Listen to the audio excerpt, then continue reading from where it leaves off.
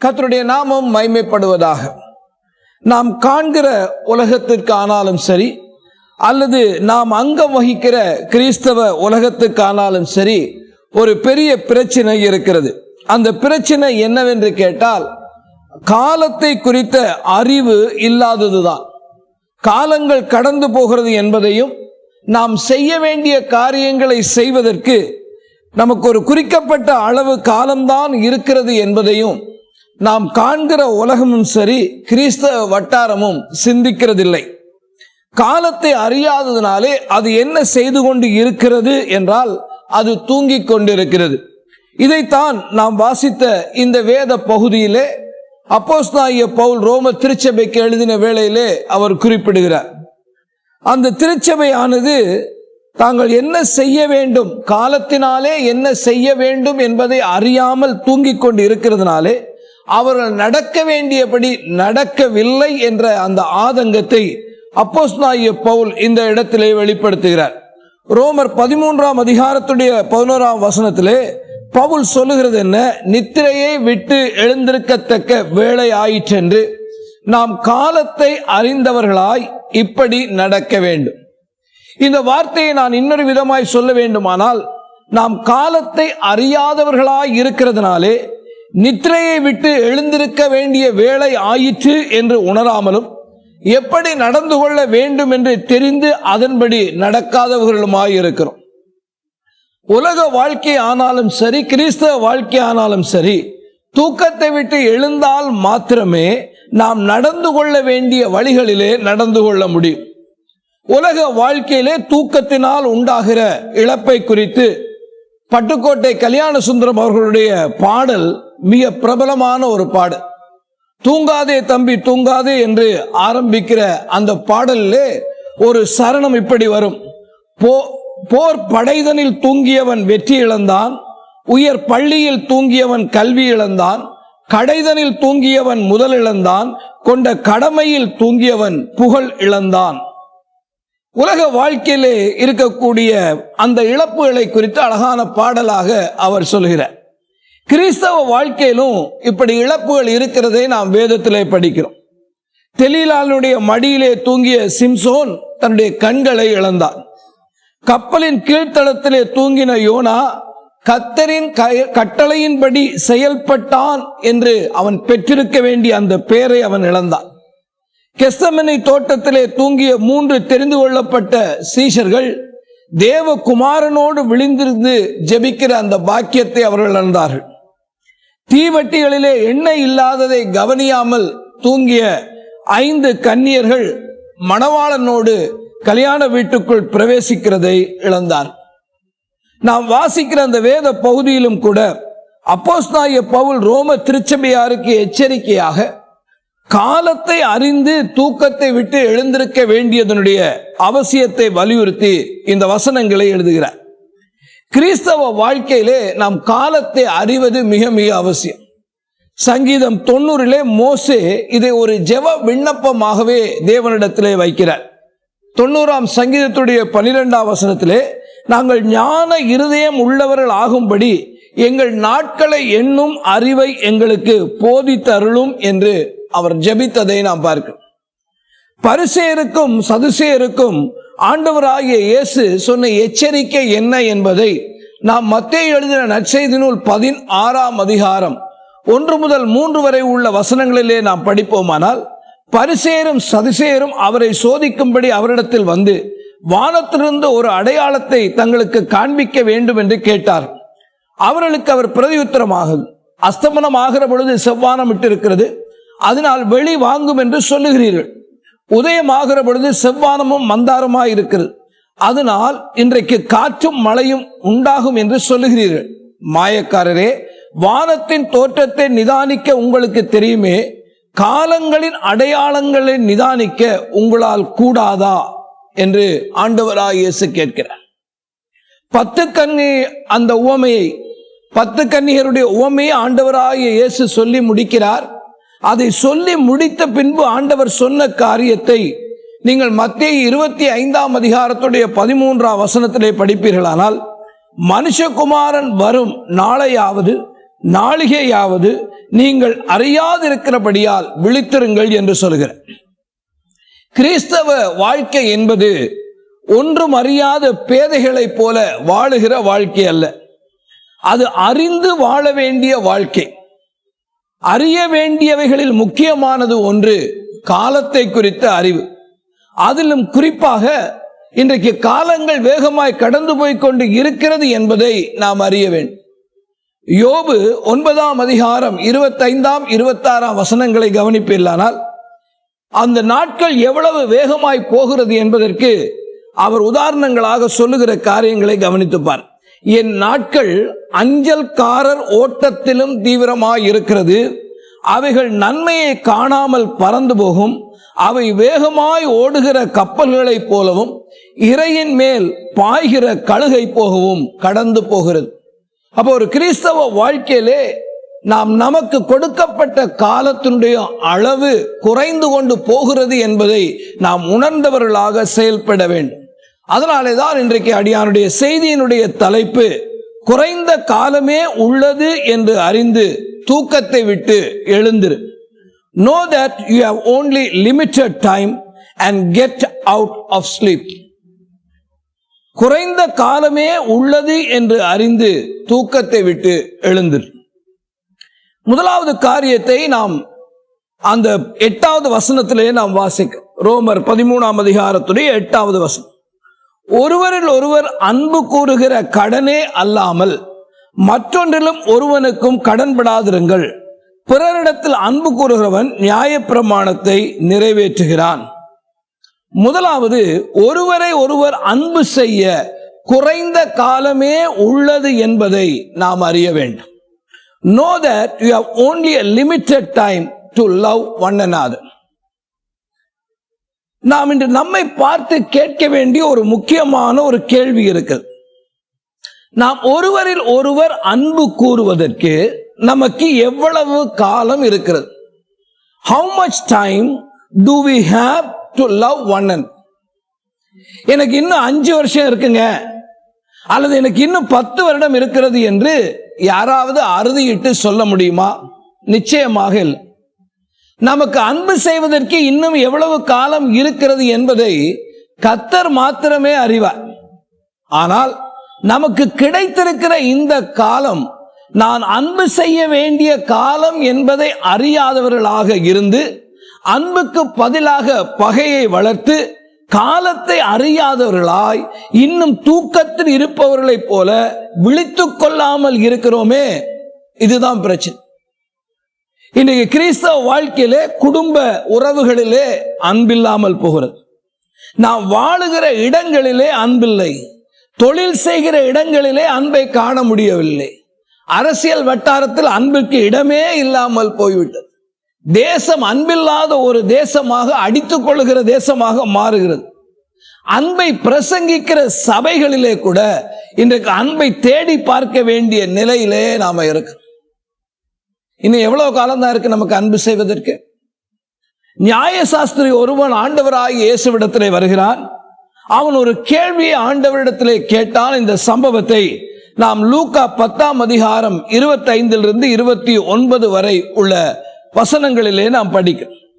அப்பொழுது நியாயசாஸ்திரி ஒருவன் எழுந்திருந்து அவரை சோதிக்கும்படி, போதகரே, நித்திய ஜீவனை சுதந்தரித்துக் கொள்ளும்படி நான் என்ன செய்ய வேண்டும் என்று கேட்டான்.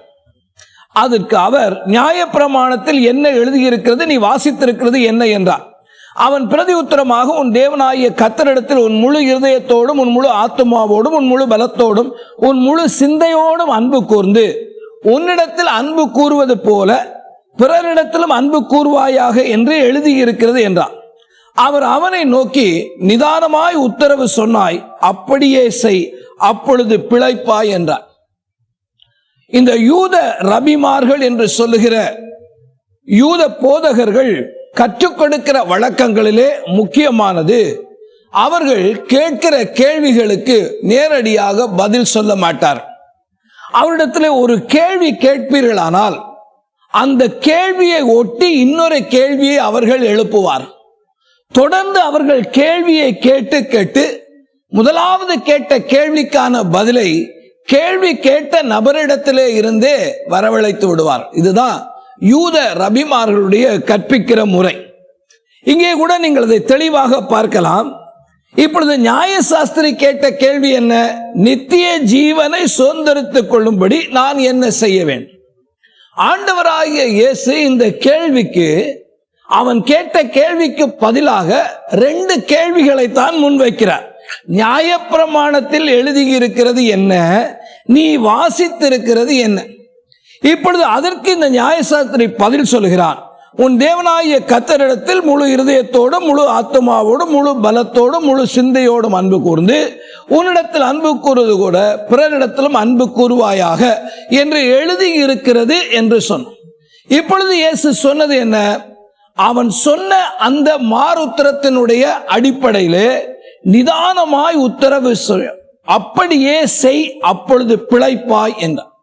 இங்கே ஆண்டவராகிய இயேசு அவனுக்கு சொன்ன 3 காரியங்களை நீங்கள் கவனிப்பீர்களானால், ஆண்டவர் முதலாவது சொல்லுகிறார், உன்னுடைய பதில் சரியானது. 2வதாக, நீ சொன்னதின்படி செய். 3வதாக, அப்படி செய்யும் பொழுது மாத்திரமே நீ நித்திய ஜீவனை சுதந்தரிப்பாய். இந்த நியாயசாஸ்திரிக்கு என்ன செய்ய வேண்டும் என்ற அறிவு இருந்ததனால் அவன் நித்திய ஜீவனை சுதந்தரித்துக் கொள்வான் என்று இயேசு சொல்லவில்லை. அந்த அறிவை அவன் செயலிலே கொண்டு வர வேண்டும். அந்த அன்பு கூறும் செயலை செய்வதற்கு அவனுக்கு ஒரு குறிக்கப்பட்ட காலம்தான் இருக்கிறது. அந்த குறிக்கப்பட்ட காலத்துக்குள்ளே அவன் அந்த அன்பு கூறுகிற செயலை செய்யாவிட்டால் அவன் நித்திய ஜீவனை சுதந்தரிக்க போகிறது இல்லை. அப்போஸ்தலனாகிய பவுல் கலாத்திய திருச்சபைக்கு எழுதின வேளையிலே கலாத்தியர் 5ஆம் அதிகாரம் 14-15 வசனங்களிலே, உன்னிடத்தில் நீ அன்பு கூறுவது போல பிறனிடத்திலும் அன்பு கூறுவாயாக என்ற இந்த ஒரே வார்த்தையிலே நியாயப்பிரமாணம் முழுவதும் நிறைவேறும். நீங்கள் ஒருவரை ஒருவர் கடித்து பட்சித்தீர்களானால் அழிவீர்கள். அப்படியே ஒருவரால் ஒருவர் அழிக்கப்படாதபடிக்கு எச்சரிக்கையாயிருங்கள் என்று எழுதுகிறார். ஒருவரை ஒருவர் அன்பு கூறும்படி அழைக்கப்பட்டவர்கள், அன்பு கூற வேண்டும் என்ற கட்டளையை தேவனிடத்திலிருந்து பெற்றவர்கள், தங்களுக்கு கொடுக்கப்பட்ட காலத்திலே அவர்கள் அன்பு கூறவில்லை. மாறாக ஒருவரை ஒருவர் கடித்து பட்சிக்கிறார்கள். முடிவு என்ன?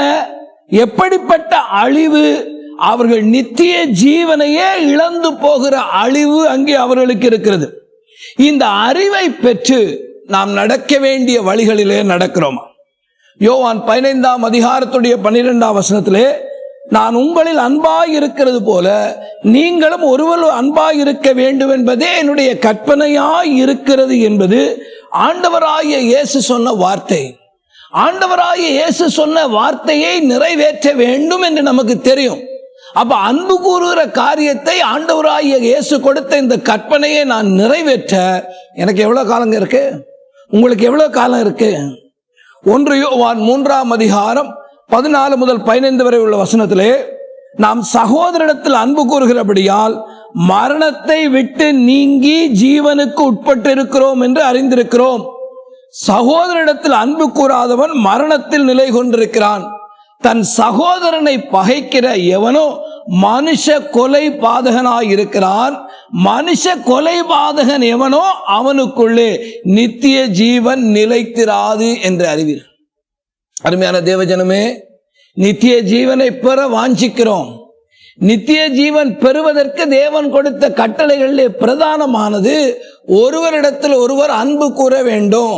இந்த அன்பு கூற வேண்டிய இந்த செய்கையை செய்வதற்கு நமக்கு குறைந்த காலம்தான் இருக்கிறதுங்கிற அறிவை இன்றைக்கு நீங்களும் நானும் பெற்றிருக்கிறோமா? நம்முடைய காலங்கள் இன்றைக்கு எப்படி கழிந்து போகிறதுன்னு கவனிச்சுப்பார். சண்டைகளிலும் சச்சரவுகளும் அமைதியின்மையிலும் கலைந்து போகிறதே தவிர அன்பினால நிறைந்த இடங்களாக மாற மாட்டேங்குது. இந்த அன்பு செலுத்துவதற்கான காலம் மிக மிக குறைவு என்பதை மறந்துடாதீங்க. 2வது காரியத்தை நாம் கவனிப்போம். 2வது 9ஆம் 10ஆம் வசனங்களை கவனிப்பீர்களானால், எப்படி என்றால், விபச்சாரம் செய்யாதிருப்பாயாக, கொலை செய்யாதிருப்பாயாக, களவு செய்யாதிருப்பாயாக, பொய் சாட்சி சொல்லாதிருப்பாயாக, இச்சியாதிருப்பாயாக என்கிற இந்த கற்பனைகளும் வேற எந்த கற்பனையும் உன்னிடத்தில் நீ அன்பு கூறுவது போல பிறனிடத்திலும் அன்பு கூறுவாய் என்ற ஒரே வார்த்தையில் தொகையாய் அடங்கி இருக்கிறது.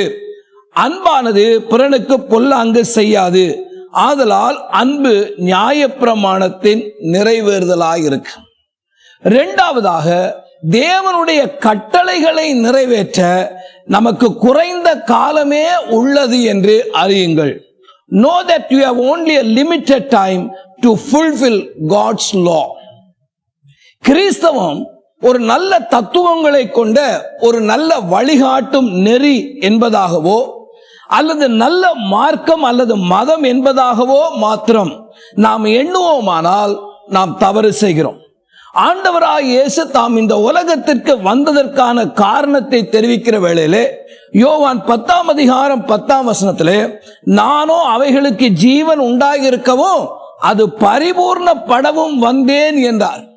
இந்த பரிபூர்ணத்தை அடைந்தவர்கள் தான் பரலோக ராஜ்யத்தை தங்களுக்கு சொந்தமாக்கிக் கொள்ளுகிறார். கிறிஸ்தவ விசுவாசம் என்பது இந்த பூமியோடு முடிந்து விடுகிற வாழ்க்கை அல்ல. நாம் அடைய வேண்டிய இலக்கு என்ன? பரலோக ராஜ்யம்.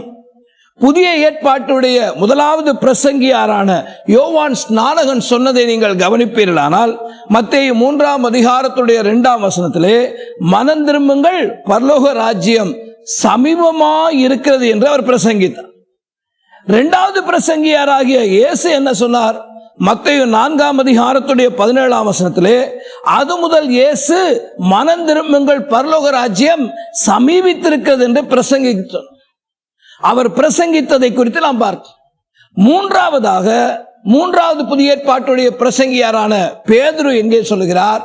1 பேதுரு 1ஆம் அதிகாரத்துடைய 5ஆம் வசனத்திலே, கடைசி காலத்தில் வெளிப்பட ஆயத்தமாக்கப்பட்டிருக்கிற ரட்சிப்புக்கு ஏதுவாக விசுவாசத்தை கொண்டு தேவனுடைய பலத்தினாலே காக்கப்பட்டிருக்கிற உங்களுக்கு அந்த சுதந்திரம் பரலோகத்திலே வைக்கப்பட்டிருக்கிறது. கிறிஸ்தவ வாழ்க்கையினுடைய இறுதி இலக்கு பரலோக ராஜ்யம். ஆனால் அந்த பரலோக ராஜ்யம் இலவசமாய் எல்லோரும் பிரவேசிக்கிற இடமே அல்ல. மத்தேயு 7ஆம் அதிகாரத்துடைய 21வது வசனத்திலே, பரலோகத்தில் இருக்கிற என் பிதாவின் சித்தத்தின்படி செய்கிறவனே பரலோக ராஜ்யத்திலே பிரவேசிப்பானே அல்லாமல் என்னை நோக்கி கர்த்தாவே கர்த்தாவே என்று சொல்லுகிறவன் அதில் பிரவேசிக்கிறது இல்லை என்று ஆண்டவர் சொல்லுகிறார். பிதா தம்முடைய சித்தத்தை கற்பனைகளாக நமக்கு தந்திருக்கிறார். அதிலே முக்கியமானது 10 கற்பனைகள். அதிலே சிலவற்றை தான் அப்போஸ்தலனாகிய பவுல் இதிலே குறிப்பிடுகிறார். நீங்கள் கவனிப்பீர்களானால், விபச்சாரம் செய்யாதிருப்பாயாக, கொலை செய்யாதிருப்பாயாக, களவு செய்யாதிருப்பாயாக, பொய் சாட்சி சொல்லாதிருப்பாயாக, இச்சியாதிருப்பாயாக. இந்த கற்பனைகளை நீங்கள் கை கொண்டால், நல்லா கவனிச்சு பாருங்க, இந்த கற்பனைகளை நீங்கள் கை கொள்ளும் பொழுது நீங்க பிறனுக்கு தீங்கு செய்யவே முடியாது. யார் தேவனுடைய கற்பனையை கை கொள்ளுவார்கள்? தேவனாகிய கர்த்தரிடத்திலே முழு இருதயத்தோடும், முழு ஆத்துமாவோடும், முழு பலத்தோடும், முழு சிந்தையோடும் அன்பு கூறுகிற ஒவ்வொருவனும் தேவனுடைய கற்பனைகளுக்கு முக்கியத்துவம் கொடுத்து அந்த கற்பனைகளின்படி அவர்கள் நடப்பார். அதனாலேதான் ஆண்டவராகிய இயேசு அதற்கான சரியான வரவிலக்கணத்தை யோவான் 14ஆம் அதிகாரம் 15ஆம் வசனத்திலே சொல்லுகிறார். நீங்கள் என்னிடத்திலே அன்பாயிருந்தால் என் கற்பனைகளை கை கொள்ளுங்கள். யாத்திரையாகமம் 20ஆம் அதிகாரத்துடைய 6ஆம் வசனத்திலே, என்னிடத்தில் அன்பு கூர்ந்து என் கற்பனைகளை கை கொள்கிறவர்களுக்கோ 1000 தலைமுறை வரைக்கும் இரக்கம் செய்கிறவனாயிருக்க. அருமையான தேவ ஜனமே, 2020ஆவது ஆண்டினுடைய 9ஆம் மாதத்துக்கு வந்துட்டோம். நாம் தேவனுடைய கற்பனைகளை கை கொள்வதற்கு நமக்கு இன்னும் எவ்வளவு காலம் இருக்கு? எனக்கு தேவனுடைய கற்பனைகளை நான் இன்னும் கை கொள்வதற்கு எனக்கு மிக குறைந்த காலம் மாத்திரமே இருக்கு என்ற அறிவை திருச்சபையினுடைய ஜனமாகிய நாம் பெற்றிருக்கிறோமா? தேவனிடத்துல முழு இருதயத்தோடும், முழு ஆத்துமாவோடும், முழு பலத்தோடும், உன் முழு சிந்தையோடும் அன்பு கூற வேண்டும் என்பது மனப்பாட வசனம் மாத்திரம்தானா? அது எனக்கு மனப்பாடமா தெரியும் சார், ரொம்ப நல்லது, தெரிஞ்சிருக்க வேண்டியது அவசியம். ஆனா செய்கையில் அதை செயல்படுத்துவதற்கு நமக்கு குறிக்கப்பட்ட காலம் மாத்திரமே இருக்கின்ற உணர்ந்தவர்களாக தேவனுடைய கற்பனைகளை நம்ம வாழ்க்கைக்குள்ள நிறைவேற்றுகிறோமா என்ற கேள்வியை இன்னைக்கு நம்ம கேட்கணும். மூன்றாவது காரியத்தை கவனிங்க. மூன்றாவது 11ஆம் வசனத்துடைய 2ஆம் பகுதியில் இருக்கிறது. நாம் விசுவாசிகள் ஆனபோது ரட்சிப்பு சமீபமாய் இருந்ததை பார்க்கிலும் இப்பொழுது அது நமக்கு அதிக சமீபமாய் இருக்கிறது. நாம் ரட்சிப்பை அடைந்து விட்டாலும் அந்த ரட்சிப்பினுடைய பரிபூர்ணத்தை நாம் அடைந்துட்டோம். அதனால்தான் மூன்றாவதாக பரிபூர்ண ரட்சிப்பை நாம் அடைவதற்கு குறைந்த காலமே உள்ளது என்பதை அறியுங்கள். Know that you have only a limited time to reach the complete salvation. இயேசு சிலுவையிலே இரத்தம் சிந்தி என் பாவங்களுக்காக பதிலாளாக மரித்து தன்னைத்தானே ஜீவபலியாக ஒப்புக் கொடுத்து என்னை ரட்சித்தார். இப்போது என்னை பரிசுத்தத்தின் பாதையிலே அவர் நடத்துகிறார். பரிபூர்ண ரட்சிக்குள்ளே என்னை பிரவேசிக்கும்படி தேவன் என்னை முடிவிலே நடத்தி கொண்டு போவார். அப்ப இயேசு கிறிஸ்து வழியாக எனக்கு அளிக்கப்பட்ட ரட்சிப்பினுடைய அந்த படி நிலைகளிலே நான் முன்னேறி கொண்டு இருக்கிறேனா? அந்த முன்னேற்றம் அடைவதற்கு எனக்கு இருக்கக்கூடிய காலம் குறைவான காலம்தான் என்று நான் உணர்ந்திருக்கிறேனா? ஆண்டவராய் இயேசு கிறிஸ்துவை ஏற்றுக்கொண்டேன், ஞானஸ்தானம் எடுத்தேன், சபையிலே வந்தேன், அதோட என்னுடைய ரட்சிப்பை முடிஞ்சு போச்சா? வேதம் ரட்சிப்பை குறித்து என்ன சொல்லுகிறது? அந்த 4 படிநிலைகளை குறித்து நமக்கு தெரியும். முதலாவது ரீஜெனரேஷன், புது சிருஷ்டியாகுதல். 2 கொரிந்தியர் 5ஆம் அதிகாரம் 17ஆம் வசனத்திலே இப்படி இருக்க ஒருவன் கிறிஸ்துவுக்குள் இருந்தால் புது சிருஷ்டியாய் இருக்கிறான், பழையவைகள் ஒளிந்து போன எல்லாம் புதிதாயின. இது மறுபிறப்பின் அல்லது புதிய சிருஷ்டியினுடைய அனுபவம். 2வது ஜஸ்டிபிகேஷன், அதிலிருந்து நீதிமானாகுதல். ரோமர் 5ஆம் அதிகாரத்துடைய 24ஆம் வசனத்திலே இலவசமாய் அவருடைய கிருபையினாலே கிறிஸ்து இயேசுவினுடைய மீட்பை கொண்டு நீங்கள் நீதிமான்களாக்கப்படுகிறீர்கள். அதிலிருந்து அடுத்தபடியாக பரிசுத்தமாகுதல், sanctification. 1 கொரிந்தியர் 3ஆம் அதிகாரம் 17ஆம் வசனம், தேவனுடைய ஆலயம் பரிசுத்தமாய் இருக்கிறது, நீங்களே அந்த ஆலயம். பரிசுத்தத்தின் மேல் பரிசுத்தம் அடைய வேண்டியது நம்முடைய வேலையா இருக்கு.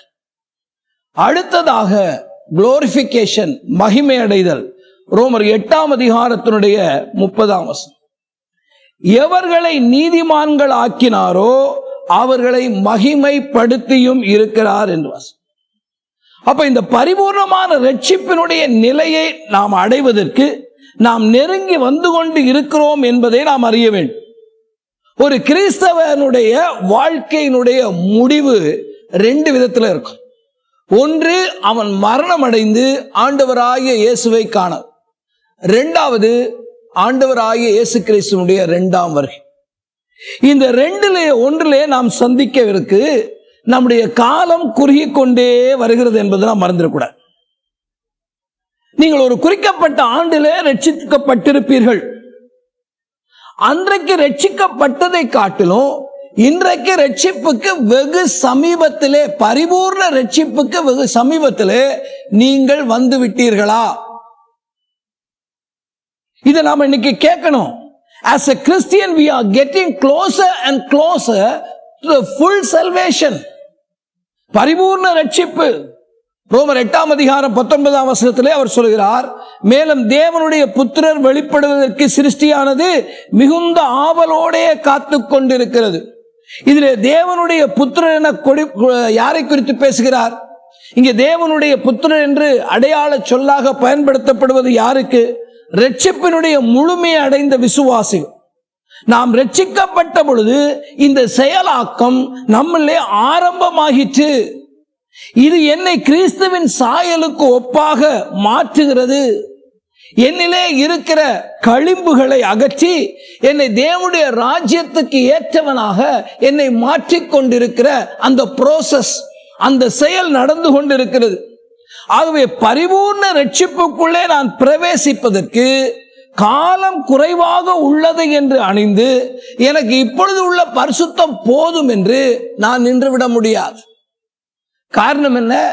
ஆண்டவராகிய இயேசுவினுடைய எச்சரிப்பு என்ன? வெளிப்படுத்த விசேஷம் 22ஆம் அதிகாரம் 11-12 வசனங்களை பாருங்க. அநியாயம் செய்கிறவன் இன்னும் அநியாயம் செய்யட்டும், அசுத்தமாக இருக்கிறவன் இன்னும் அசுத்தமாகட்டும், நீதி உள்ளவன் இன்னும் நீதி செய்யட்டும், பரிசுத்தம் உள்ளவன் இன்னும் பரிசுத்தமாகட்டும். ஏன்? 12ஆம் வசனத்தில் ஆண்டவர் அதற்கான பதிலை சொல்கிறார்.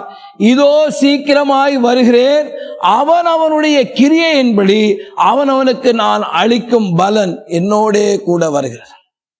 நம்முடைய இரட்சிப்பானது பரிபூர்ணம் அடைவதற்கு, அதற்கு நிறைவேற்ற வேண்டிய காரியங்களை நாம் செய்வதற்கு நமக்கு குறைந்த காலம்தான் இருக்கிற அறிவு இன்றைக்கு நமக்கு அவசியம். 4வது காரியத்தை நாம் கவனிப்போம். 12ஆம் வசனத்தை கவனிங்கள். இரவு சென்று போயிட்டு பகல் சமீபமாயிற்று, ஆகையால் அந்தகாரத்தின் கிரியைகளை நாம் தள்ளிவிட்டு ஒளியின் ஆயுதங்களை தரித்துக் கொள்ள கடவோம் என்று அங்கே எழுதுகிறார்.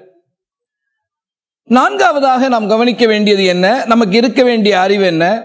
அந்தகாரத்தின் கிரியைகளை நாம் தள்ளிவிட்டு ஒளியின் ஆயுதங்களை தரித்துக் கொள்ள குறைந்த காலமே உள்ளது என்பதை அறியுங்கள்.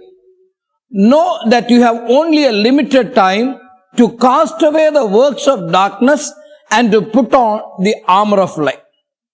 இரவு பொழுது தொடங்குகிறது. இரவு பொழுது தொடங்கின உடனேயே பூர்ணமான இருள் வந்து விடுகிறது இல்லை. ஒவ்வொரு மணி நேரமாக அந்த இரவு பொழுது அதிகமாகி பின்பு அந்த இரவினுடைய தன்மை குறைந்து குறைந்து பகல் பொழுது உண்டாகும். இப்பொழுது நாம் கிறிஸ்தவ வாழ்க்கையிலே இந்த இரவு பொழுதினுடைய கடைசி மணி நேரங்களிலே நாம் நின்று கொண்டிருக்கிறோம். பகலை சந்திக்க நாம் ஆயத்தமாக வேண்டுமானால் நாம் 2 காரியங்களை செய்ய வேண்டி இருக்கிறது. ஒன்று, அந்தகாரத்தினுடைய கிரியைகளை நாம் தள்ளிவிட வேண்டும். 2வது, ஒளியினுடைய ஆயுதங்களை நாம் தரித்துக் கொள்ள வேண்டும். அப்போஸ்தலனாகிய பவுல் இதை ஒரு ஒப்பீட்டு மொழியாக, ஒரு உருவகமாக, ஒரு குறியீட்டு மொழியிலே இதை சொல்கிறார். நாம் இரவு படுக்கைக்கு போகும் பொழுது எந்த ஆடைகளை அணிந்து கொள்கிறோமோ அந்த ஆடைகளை அணிந்து கொண்டு பகலிலே நம்முடைய வேலைகளை நாம் செய்கிறதில்லை. இரவுக்கான ஆடைகளை களைந்து பகலுக்கான ஆடைகளை நாம் அணிந்து கொள்கிறோம். இரவு என்பது இந்த பாவ நிலையிலே நாம் இருப்பதற்கான அடையாளம். பகல் என்பது நாம் பரிசுத்த நிலையிலே இருப்பதற்கான ஒரு அடையாளம். எபேசியர் 4ஆம் அதிகாரம் 22 முதல் 24 வரை உள்ள வசனங்களிலே, அந்தப்படி முந்தின நடக்கைக்குரிய மோசம் போக்கும் இச்சைகளாலே கெட்டு போகிற பழைய மனுஷனை நீங்கள் களைந்து போட்டு உங்கள் உள்ளத்திலே புதிதான ஆவி உள்ளவர்களாகி மெய்யான நீதியிலும் பரிசுத்தத்திலும் தேவனுடைய சாயலாக சிருஷ்டிக்கப்பட்ட புதிய மனுஷனை தரித்துக் கொள்ளுங்கள் என்று சொல்கிறார்.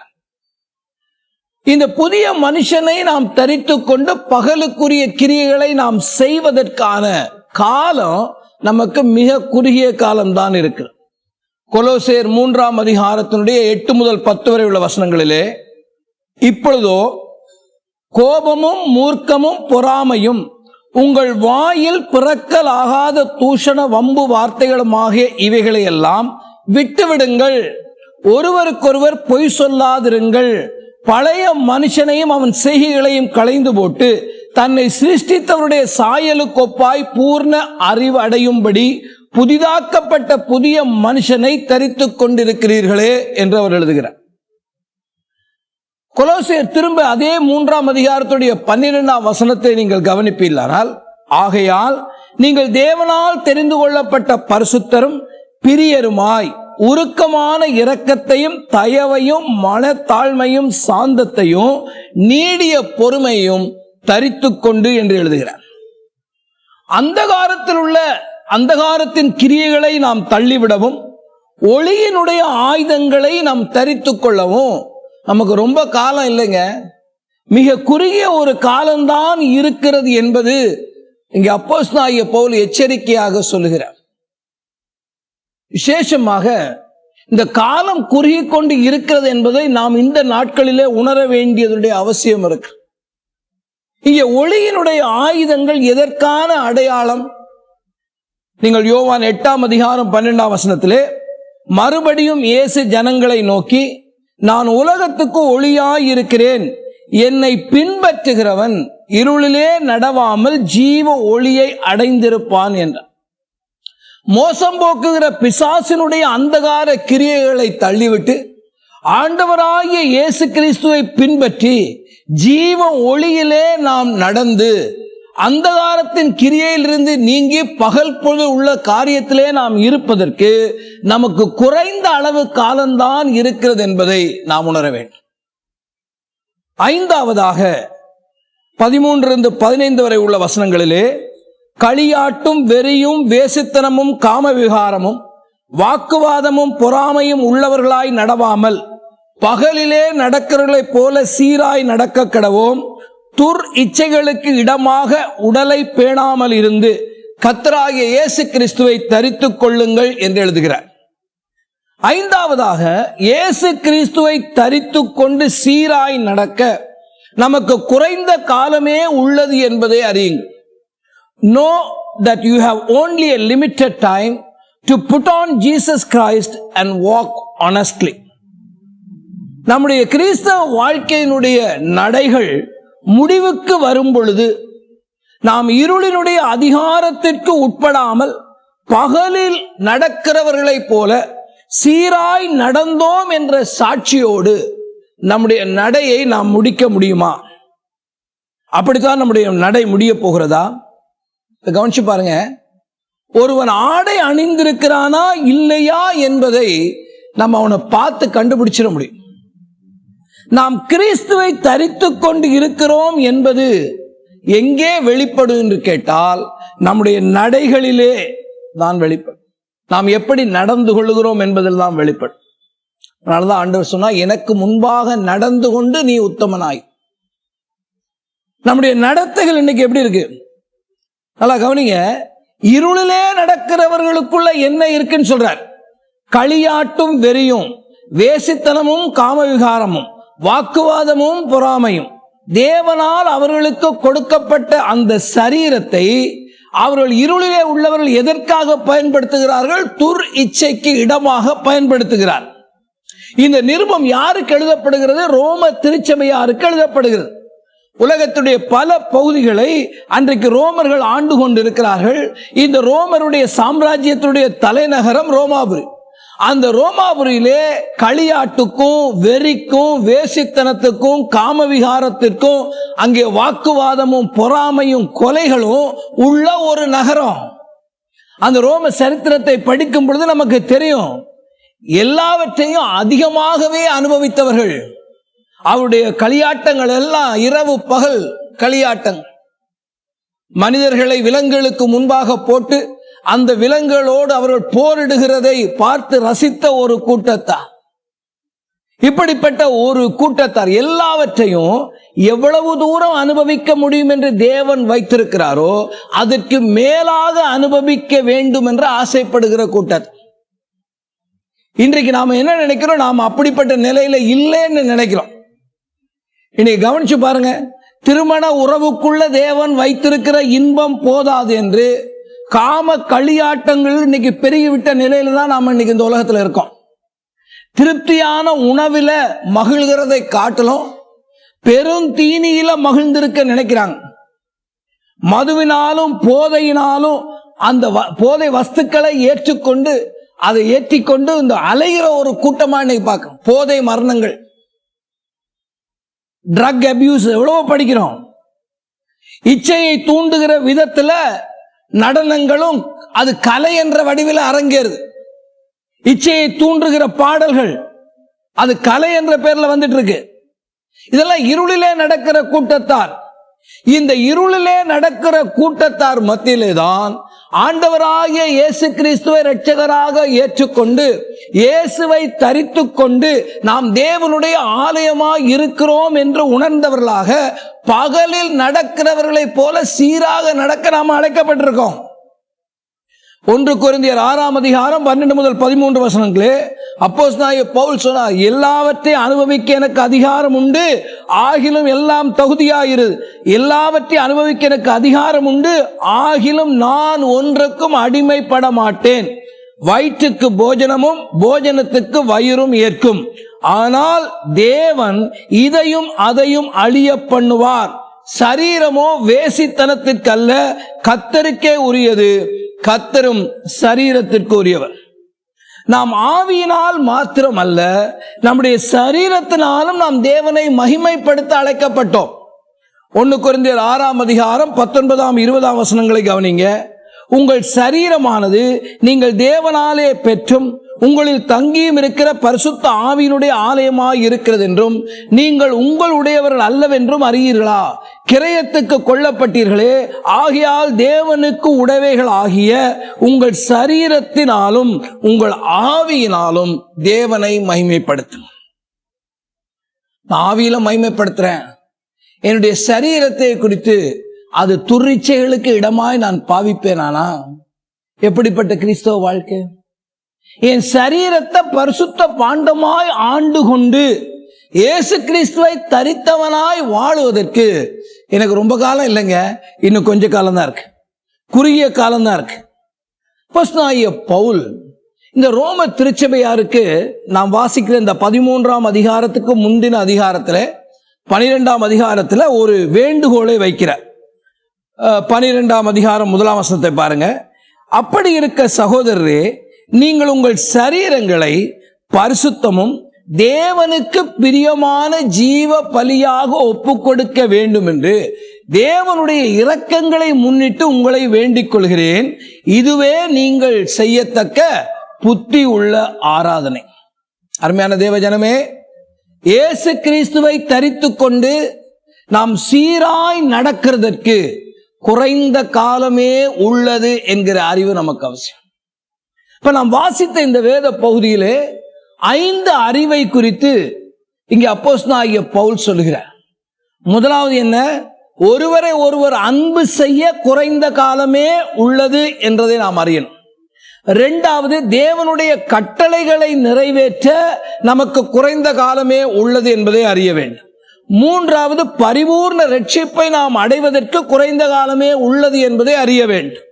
4வது, அந்தகாரத்தின் கிரியைகளை நாம் தள்ளிவிட்டு ஒளியின் ஆயுதங்களை தரித்துக் கொள்ள குறைந்த காலமே உள்ளது என்பதை அறிய வேண்டும். 5வதாக, இயேசு கிறிஸ்துவை தரித்துக் கொண்டு சீராய் நடக்க குறைந்த காலமே உள்ளது என்பதை அறிய வேண்டும். கிறிஸ்தவர்களாகிய இருக்கிற நாம் ஆவிக்குரிய தூக்கத்துல இருக்க முடியாது.